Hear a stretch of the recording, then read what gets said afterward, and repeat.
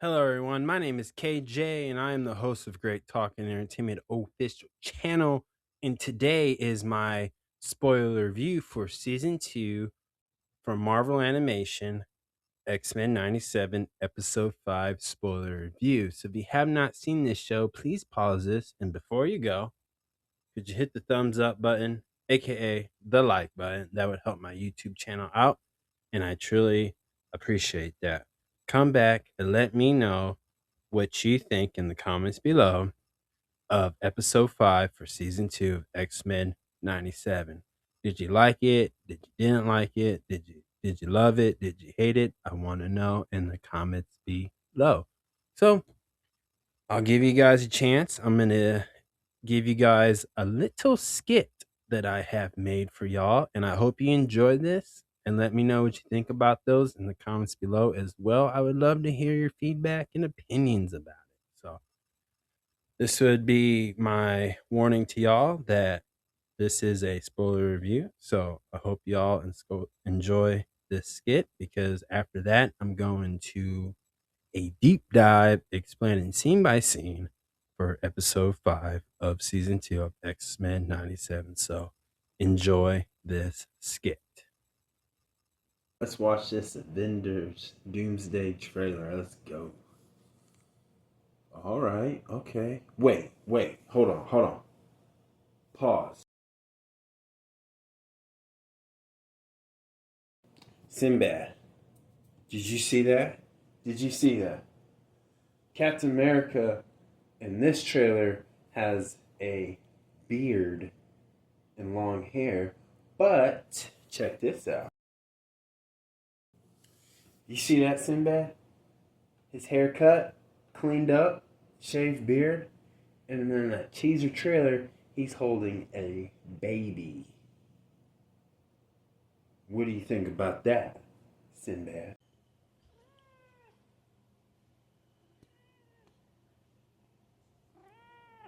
You're saying that in theory, that Captain America, Steve Rogers, is actually Hydra Capped, the evil Captain America? Wait. You're talking about this Captain America, aka Hydra Cap?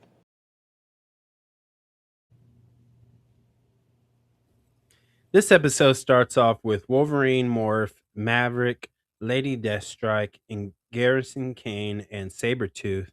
They're on an airplane or helicopter, I should say, and their mission is to stop a reamped Weapon X operation and for Wolverine to save himself as he's keeping the secret of putting back the adamantium vibrating metal steel back inside of him as he lost it from season 1 as Magneto ripped that out with his power as he went berserk on the whole X-Men and trying to prove that the way you protect the mutant race is destruction. That was from season 1. And again, so throughout season 2 so far, throughout 5 episodes, Wolverine has been back to his quote unquote normal mutant body, mutant powers. This is where he still has the healing abilities, he still has his claws. Doesn't have the animated vibration steel that is in the Captain America shield, and of course, it originates from Wakanda. And of course, Black Panther uses it throughout his whole suit, and that was on Wolverine's bones. So he wants to go back and do that experiment because he has to get ready to save the world. Because as we know, Apocalypse is angry and he wants revenge. So he has to keep this a secret. And this is a thing where it upsets Morph because him and Morph are best friends. And the fact that Wolverine would think that Morph would still help him if he was just honest about this mission. But we see why he didn't tell Morph as we get deeper in this episode. So again, they're on the helicopter, everybody's going over this plan, and my favorite part of this scene before it turns dark and turns horror, like a horror sci-fi alien versus predator type movie, like the movie The Thing. It turns into like, just the Terminator type thing, like before before the aliens come down and attack you in a scary, spooky way type thing. Before we get into that mode, there were some lighthearted moments, a lot of funny moments in this, and it has to all go thanks to the mutant character slash X-Men character Morph, who can shapeshift into any character as he does, from your favorite characters, from familiar to unfamiliar Marvel characters, but he turns into them all. Then he can do the same ability and copy off of you. But Morph was very funny, telling some jokes. Me even made a funny joke about Sabretooth's outfit, and that was hilarious, very funny. And in that moment, Sabretooth asked him, "Why are you going with us? What's your deal with this mission? Why are you connected to this?" And he never answers that. Well, one, because we see a flock of mutated birds fly right into that helicopter, and then the helicopter just crashes. Boom. And then it gets dark and scary, and we see horror, mutated animals to giant bugs. We see a return of a popular Marvel mutant X-Men character, which we'll talk about later when I get there. And it gets rough. It gets rough because as Morph wakes up from this helicopter crash, wondering where is everybody? Is everybody around? Could not find them. Where is it? And then the camera cuts across to Garrison Kane, which I was really sad because this is a character I feel like personally should have lived. Now he's dead. Why? Because in this scene, we see Garrison Kane has been impaled into a tree and he's dead. Like a broken tree, he fell right on top of it and it went through his stomach, through his back. He's dead. He's never coming back, which is really sad because this is a mutant character in comic books that I thought for all my whole life, even to now, that this was a character that he should have kept alive because I think there's some really good stories that's been written about this character, Garrison Kane, and I was hoping to see a little bit more of him.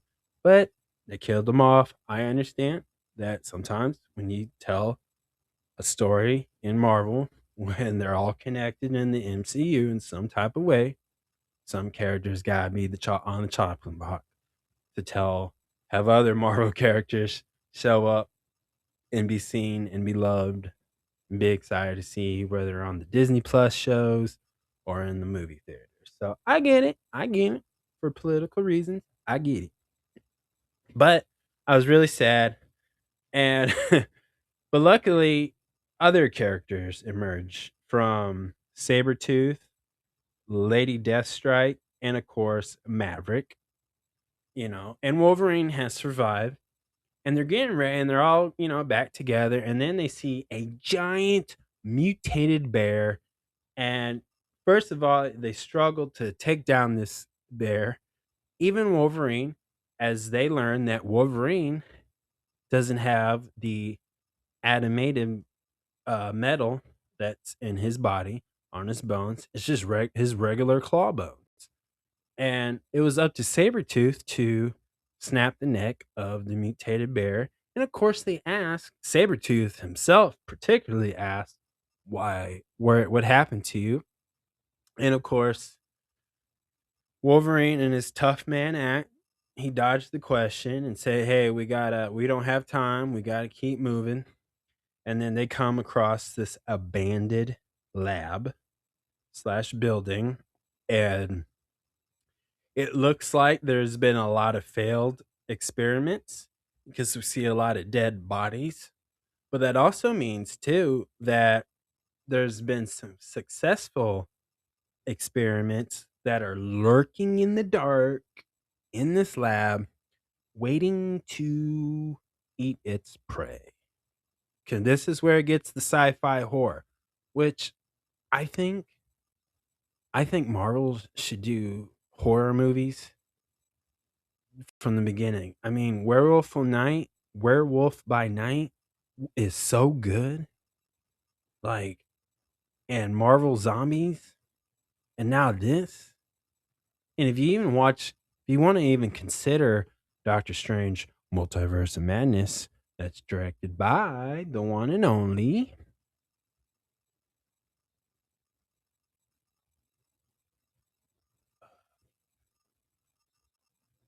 Sam Raimi, who directed the Tobey Maguire Spider-Man movies, and he's really into doing those sci-fi 80s, 90s type scary, psychedelic, scary creature alien things. So it would make so much sense for them to do that, and I don't know why Marvel Studios do not lean into it. I mean, look at DC Comics. They're going to do a Clayface movie, live action, and it's supposed to be scary, like a horror. I don't know why Marvel Studio just won't do it. I mean, they got the characters, and this is the proof right here in episode 5 for this. And I just liked it because they're in the dark. They see all these dead bodies. There's no light. They got to find the power, and then all of a suddenly, as they see Doctor Cornelius from who is one of the original doctors and like mad scientists who experimented on Wolverine and the others to have their amped up, enhanced mutant powers. He's just sitting in the dark, just sitting in the dark with dead bodies, or well, kind of hiding, but he's scared. He's a slime ball. Like he's scared and he's trying to act tough, and he's so creepy in this. It's like, what is going on here? Because he's just standing there, and then, of course, when they put like the flashlight on him, he's wearing his glasses because obviously he has bad vision, can't see well. It just glares up, and he's just standing there like a creep. And then he obviously, because he doesn't want to, he doesn't want Sabretooth to rip his throat out, and he doesn't want Lady Death Strike to claw his eyeballs out. Morph is kind of responsible through this show. He's the only one that has his head on his shoulder because a lot of them get very emotional, but this is a place where it brings back old memories. So it's kind of making sense why Morph is kind of being the bigger adult in this. So, Cousin Morph, Dr. Cornelius gets to explain what is going on. And then, because again, they're eager to, destroy him all the way. They're eager to slice him up, except Wolverine. He has a cool head about it, as we think. Then Dr. Cornelius turns into a mutated bug, as they call in the Marvel Comics, the Brood. And these are big giant broods, but they take them all down. Morph shapeshifts into familiar Marvel characters. For example, he also turns into Ben Grimm, the Thing from Fantastic Four, and squashes the bug. Even sounds like commit time. And I thought that was really cool because they're paying homage to it. He turns into other familiar Marvel characters that I'm excited to talk about when I get there. But that's my always favorite part when Morph's in an episode. You just know he's going to turn into a familiar, famous Marvel character for fun. So after they do that, they finally escape from these broods by escaping by this shuttle door. It just shuts down and they're blocking it.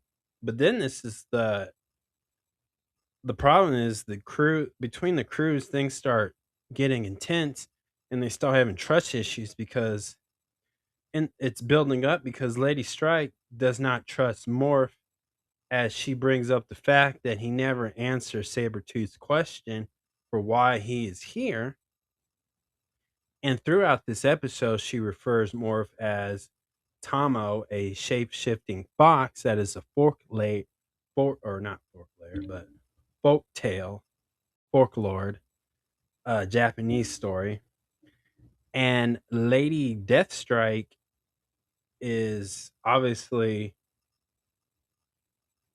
uh, not trusting what's going on with Wolverine because of the fact that she herself, Lady Deathstrike, and Sabretooth believe that Wolverine has been infected by this brood, this alien brood, the bug that you see in here.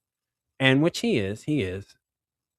But at this point, Morph is convinced that is not true, even though Morph got captured by one of these aliens, and for a split second, you see his eyes glow in this because they're breeding. But what's interesting is in this, it's kind of reminds me of the old movies and current movie of the movie franchise Alien.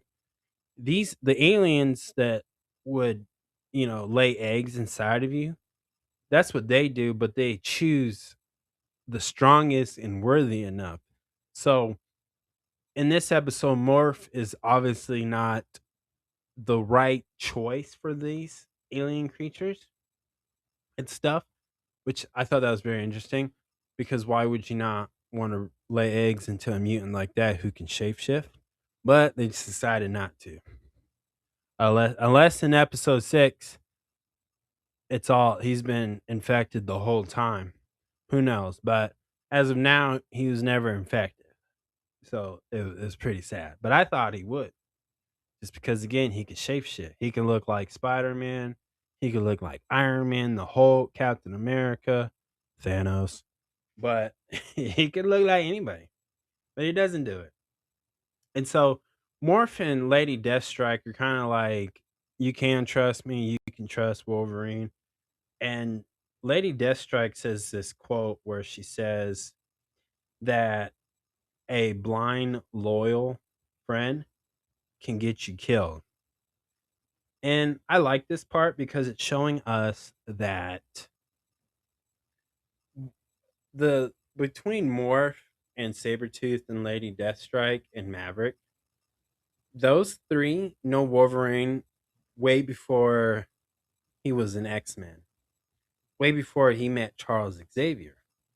And that's an important thing to bring up because that Wolverine has a past and they watched him become what Wolverine has become as far as a mutant, the way he got his animatium claws, right? It's just all that stuff.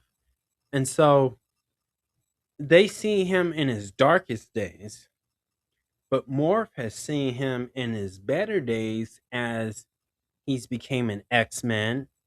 He's been very loyal to Charles Xavier and he's always playing the superhero trying to protect the world. Now, this is where, and here's an example, is what I'm about to bring up. The movie Deadpool and Wolverine, there's a scene where Deadpool and Wolverine are kind of arguing about should they, you know, pretty much murder Charles Xavier's sister, who was the head honcho of the Void. And he said Wolverine was against that. And the reason why he was against that because he appreciates the X-Men. He appreciates Charles Xavier and he knows for in that scene in that movie that Charles Xavier wouldn't want his sister to get killed. As much as evil she was, he would not want her to go through that and he would not want Wolverine to do no harm to her. And so Wolverine explains to Deadpool that when he puts on that suit, the yellow suit, but in here I thought it was cool that he put on the orange suit. That was awesome. Just saying. Orange and black, I think. Yep, or orange and yellow, I believe. But it was the brown. It's the brown suit, I believe. But brown and yellow, I believe. But anyway, he was explaining like when he puts on that suit, he's an X-Men, and he wasn't gonna put a stain on the legacy of the X-Men, and that's what Morph was around most of the time through the X-Men era of Wolverine. And again, Wolverine never gave up on Morph when he was brainwashed by Mr. Sinister at the time. He always knew he was a good person and a good guy. And so it's very important for Morph to believe in his best friend Wolverine, who he looks up like a big brother, right? And when Lady Deathstrike and Sabretooth tell Morph they believe he's effective and Wolverine's up to something, Morph just doesn't want to believe it because that's not who he sees. So they're seeing two different, like, no, they're seeing the same person, but obviously life has changed for Wolverine. And so they're seeing two different versions of Wolverine, which is, again, is the same person, but those three, I should say, don't know what Wolverine's has overcome and over challenged with the help of Charles Xavier that Morph has witnessed, but Morph hasn't witnessed what Wolverine was like before the X-Men. And I like that because we're seeing what the two is, his past and his present battling each other on, has he really changed or has Wolverine really not changed? And in a way he has, but he hasn't changed for the better, as I'll explain that at the end of the episode of this. But right now, the the issue is they see Wolverine differently on both sides. The next scene, Moore finds a series of DVDs after Sabretooth turns on the power and stuff. And this is where they split up. You know, the Maverick and Wolverine go one way, and then Morph and Sabretooth and Lady Deathstrike go the other way, and they find this room where there's DVDs. No, and and what's on these DVDs, there's labels of familiar Marvel characters and not familiar Marvel characters. We see like X-23, the Winter Soldier. We see, oh my gosh, we see Ajax. We see Ajax. I forgot. Ajax, he's the first villain from in the Deadpool movie. And so we see a lot of those. But those are very interesting because um they all have, literally, for Ajax, he's gone through that experiment and he has conducted that same experiment that Wolverine's trying to achieve in this episode, which he does.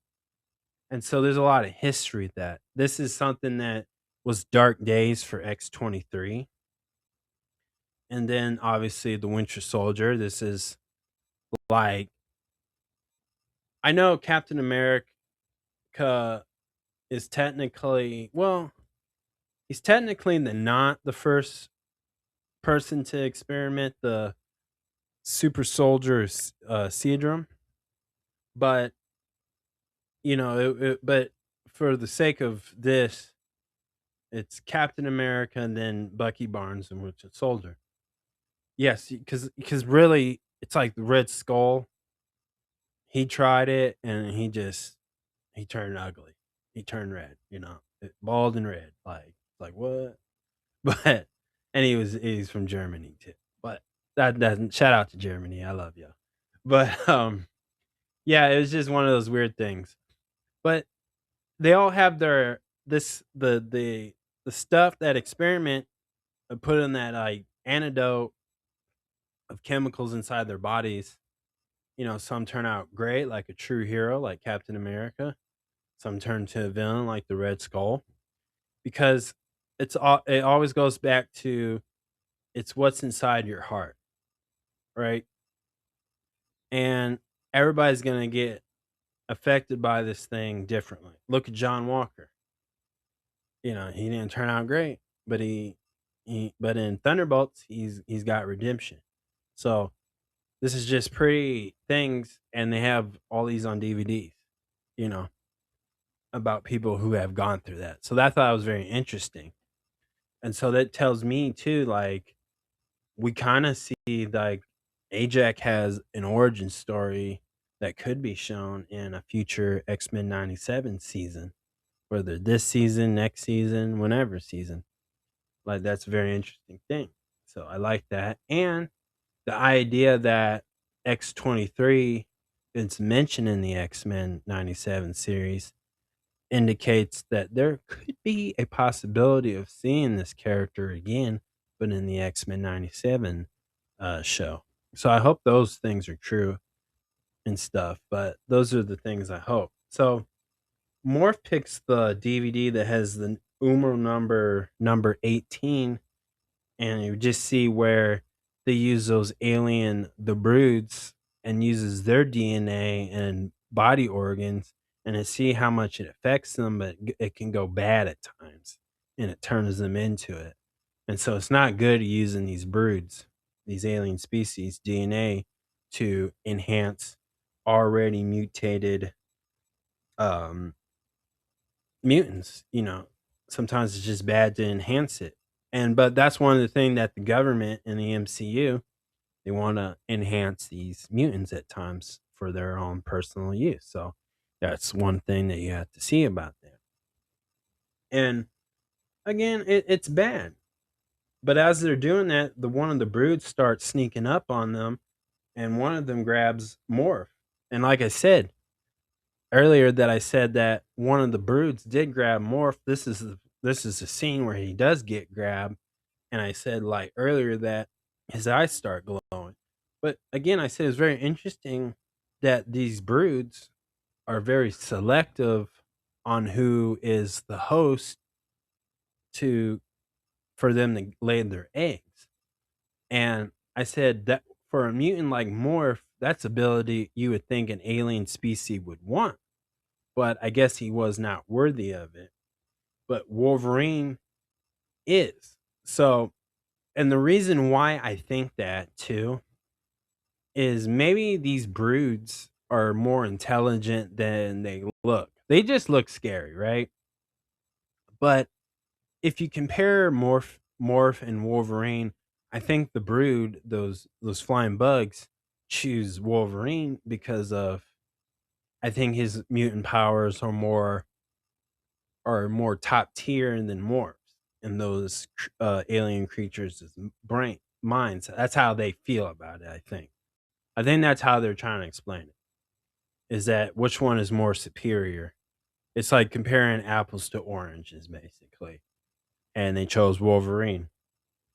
And but in this time, Morph again, he's just not convinced that these things would get Wolverine, which they do. They do at this point. And that's why they find there's dead bodies laying around, because they're finding the right one that's superior to lay eggs into the right host. And that's when, Morph starts panicking, and then they get a radio call from Maverick screaming for help, and they're trying to get him because this is the point where Wolverine has been turned into a mutated alien brood. But as they're looking for Maverick Wolverine, they come across a sedated Omega Red, which I was so excited. This is a character I personally hope that they debut that mutant Omega Red in the MCU debut, because that's such I think is such a popular Marvel character in general, and that'd be such a cool character to see in the MCU with like Moon Knight, She-Hulk, Sam Wilson's Captain America, Spider-Man, like all that stuff. Like bring it like I would like to see Omega Red with in the same room as Doctor Doom. That's all I'm saying. That's all I'm saying. Like that would be so cool. This is a character I am patiently waiting for, Omega Red, to be in the live action of the MCU. And to see him here, and it also indicates that too that these two have fought before. These two already been to battle and been to war together with this character. So they already recognize who he is. Like this ain't the first time they met. So they're obviously this is not the first time they met Omega Red. That's how Morph and them are implying it. Like they know who he is, and they know his history, and they know they have history with him. So I thought that was pretty cool that they set it up in the tone like that.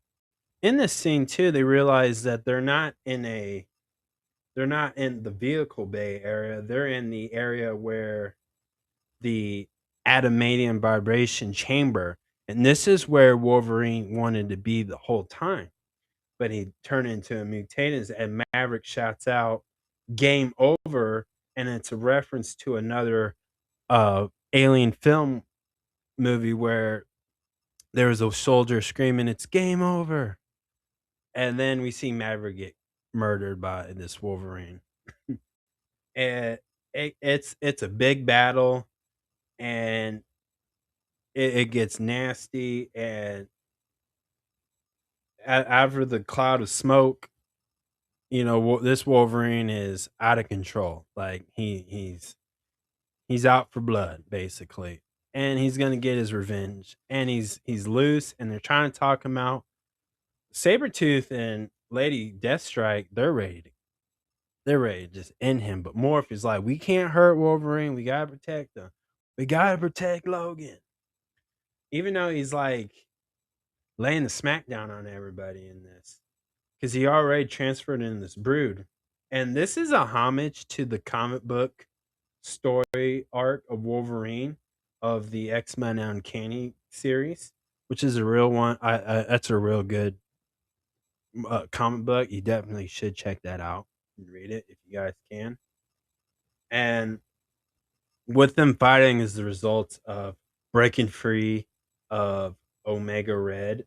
And Wolverine and Omega Red are fighting, and they're trying to get there, and they're trying to get actually Wolverine back in the chamber because they know his healing ability can maintain him not dying, because this chamber takes away the air that you breathe in, and then your brain loses air, and then you can die in this chamber. It's one of those gas chamber type thing. But only Wolverine can got it because he's as the his natural born healing mutated ability power protects him. But Moore believes this is a way to reverse the affection that the alien broods has laid eggs into Wolverine. And you know what I thought was really cool is my favorite part too with Morph. He transforms into Deadpool. I thought, holy shit, he did it. I said in the last spoiler review that I was hoping to see Deadpool. It's not Deadpool. This ain't Wade Wilson Deadpool. It's just Morph that transformed into shapeshift into Deadpool. But it was so cool that they put Deadpool in this. I was geeking out. I was like, woo! It was the coolest thing. And he saved Sabretooth. And those again, Sabretooth is ready to end Wolverine's life. Now, and this is where Sabretooth stopped being lighthearted. This is where he got real angry, real serious about this thing. Like, he's like, I'm done. He's ready to go. And because him and Moore fought too in this episode. So I was like, oh man, like this is Sabretooth from years of comic books and live action. He's ready to take out Wolverine like completely.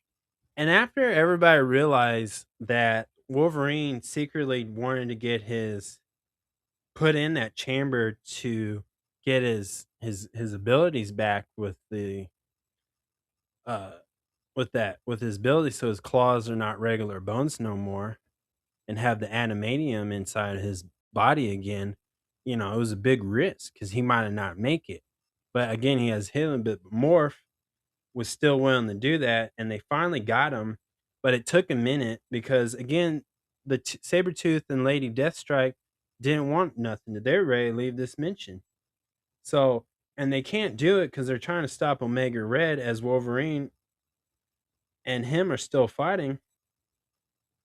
And but they do come up with a plan, and one of the plans was Morph would transform or shapeshift into Cyclops, and he would taunt him about Jean Grey because the history, the love triangle between those three. And he got Wolverine into that chamber after trying to distract Omega Red, of course. And they got them all in there, and Wolverine went back to normal. And then, the Wolverine laid the smackdown on Omega Red, whooped his ass. And again, I hope they didn't just kill him all. I hope he survived because Omega Red, he usually survives. Like He's usually one of those characters who just survive. When you think you murder him, when you think he's drowning in the deep ocean, some way, somehow, he comes back alive. Like, this is a character throughout history is difficult to defeat, difficult to murder, and you can't eliminate him really quick. So Moment Omega Red still exists in the MCU of this universe. So I'm really hoping.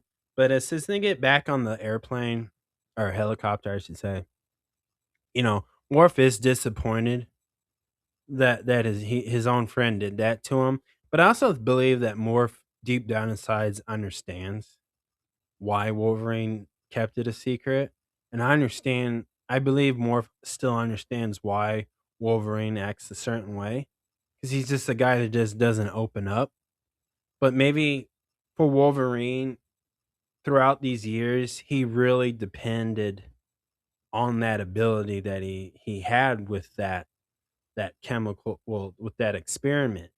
And to me, I feel like Wolverine is actually scared, and I think he feels violated by Magneto from ripping out that adamantium out of him like that. So for him, he knows he's a good fighter, but to fight Apocalypse in his current state, he needed that. And I think Morph deep down understands that too, but I think he's just disappointed that he lied to his own friend, and it did hurt some trust. But I think in the long run, Morph's gonna forgive Wolverine because Wolverine's not a guy who opens up to his feelings. He's a character that's very broody and keeps to himself. You know, he just doesn't. He's not a guy who can just sit down and express how he feels in therapy, basically. But that's why he wasn't telling the truth. And I think Lady Deathstrike too in this I thought was very interesting that maybe she understands too. She knows Wolverine better than anybody because they were once lovers. So I think too that she deep down inside hopes because I think she sees the good in Morph, and Morph is somebody that she probably once was in a different past, you know. Because right now, Lady Deathstrike is somebody who's just a killing machine, basically, and she's an assassin, basically. You know, and she goes out and handles the business when she has to. So she looks at Morph as in a different, like, may in a different lifetime, she would felt the same way if Wolverine lied to her, which he kind of did, but she's not surprised. She don't have those feelings no more, but she deep down inside misses it. So that was a really deep connection to it of Wolverine's past and present coming together. And like it also showcased too that Wolverine now is still doing the lone wolf type persona as well, even now. So he still has a lot to change. He still has a lot growing up to do. Even if you compare it to the live action of like Deadpool Wolverine, that's the same Wolverine that's going through it, right? Because, you know, will they ever in this show or even live action have Lady Deathstrike and Wolverine get back together? Can they ever forgive each other for what they've done? Who knows if they ever go with that story. I mean, yeah, it's up to Kevin Feige in general to approve some of these ideas and stories, but do they have time to fit that all in the MCU? Personally, yes, I think they do. Do I think they will? Probably not, but that's okay. But I like the idea they left it like a mystery of that it could be something like that, that there's something more to this. And I love when Marvel puts these mystery foreshadowing things that can happen, you know. So I love the sci-fi horror to this, and I love the deep meaning, the deep layers of Wolverine's past in this. So, is this better than episode 4? No. It didn't even this episode as a whole, it wasn't close to how episode 4 was, how good it was. That episode 4 felt like watching the X-Men version of the movie Avengers Infinity War movie to me. This didn't have that type of vibe, right? This felt like a typical X-Men episode story. It's good. I mean, it's not bad. It's actually an awesome episode. I like an episode where it just focuses on Wolverine, and they have always done that with the old X-Men cartoons. There's always an episode where it just focuses on Wolverine as a solo with a couple of teammates, just like this. It's not like unheard of historically in cartoon shows of X-Men. They did this in the X-Men Evolution. They've done this in live action Wolverine Origins. Like this shit ain't new of how they do this with the character Wolverine. So no, it not new, nothing new. But was it on the peak level as episode 4? No way. But if I had to give this, and I do have to, 1 out of 10, I'm gonna give this a 7.5. Because again, it wasn't as good as episode 4. And a lot of people I had a lot of expectation of like, oh, they're gonna keep the ball rolling with this type of momentum. No, they didn't. But it's a 7.5. Really good. Again, it's a typical X-Men story episode that I'm so familiar with. So a 7.5, I should say, it's not bad. That's actually good. And I don't hate it at all. I love it. I like this episode, and I like watching Wolverine do Wolverine stuff in these. There's always room for that when you do an X-Men series and stuff. And I like to see Sabretooth team up with Wolverine. I think that's always cool. So I loved it. But it has so much in here, and it had so much Marvel reference too, and it just had a lot of callbacks from old comic books. It even referenced old episodes from the older X-Men cartoon show. It referenced the certain episodes from the old X-Men shows that Wolverine and Sabretooth and Lady Deathstrike has been in. They referenced the love history. They referenced the hatred between Sabretooth and Wolverine. Like, it's all there. And it's beautiful. Like, it's really good. And again, like, that helicopter scene in the opening scene of this, where you see like Lady Deathstrike sharpening her nails, it reminded me when uh in X-Men Origin, it's Deadpool, Wade Wilson, Ryan Reynolds before. It's probably not the fan favorite Deadpool version, but he was sharpening his katanas. She was kind of doing that. That's what it reminded me of. So there's a lot of callbacks through this episode that reference old live action Wolverine solo movies and X-Men movies, of course. So really good. I love that stuff. So that is my spoiler review, y'all. Thank you so much, guys. Please subscribe to my YouTube channel, Great Talking Entertainment Official channel. Subscribe, hit that notification button so you guys be updated with all my latest content. Thank you guys, and peace out.